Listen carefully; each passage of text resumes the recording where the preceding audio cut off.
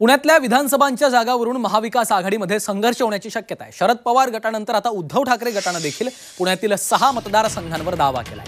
पुण्यातील 8 पैकी 6 मतदारसंघ स्वतःकडे ठेवण्याची मागणी पवार आणि ठाकरे गटाने वरिष्ठांकडे केलेली आहे। तर पुणे काँग्रेसचा बालेकिल्ला आहे असं सांगत काँग्रेसही पुढे सरसावलेली आहे। त्यामुळे पुण्यामध्ये आता महाविकास आघाडीत हा संघर्ष होण्याची शक्यता वर्तवली जाते। शरद पवार गटानंतर आता उद्धव ठाकरे गटाने देखील पुण्यातल्या 6 मतदारसंघांवर दावा केलाय।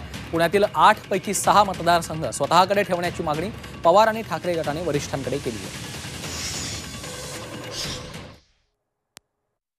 अहवालामध्ये आम्ही पुणे शहरातल्या 6 जागा मागितल्या आहेत। अर्थात 19ला आम्ही 4 जागा लढवलं होतं, पण त्याच्यामध्ये मूळ हडपसर, खडकवासला, वडगाव शेरी तथा पर्वती या विधानसभा मतदारसंघाचा आमचा हक्क आहेच, पण त्याचबरोबर अतिरिक्तमध्ये शिवाजीनगर आणि पुणे कॅन्टोन्मेंट असे एकूण 6 मतदारसंघ आपण घेण्यात यावे।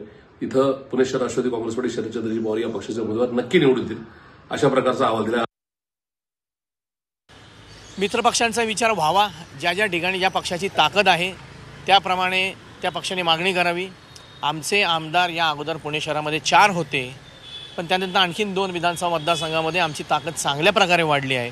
पर्वतीसुद्धा त्यात मागे नाही आहे, पुणे कॅन्टोन्मेंट मागे नाही आहे। इतकी पक्ष संघटना जर मजबूत असेल तर माझ्या पदाधिकाऱ्यानं, माझ्या नगरसेवकानं सर्वांनी ही मागणी का करू नये, म्हणून आम्ही 6 विधानसभेची मागणी आमच्या पक्षाच्या वरिष्ठांकडे केलेली आहे।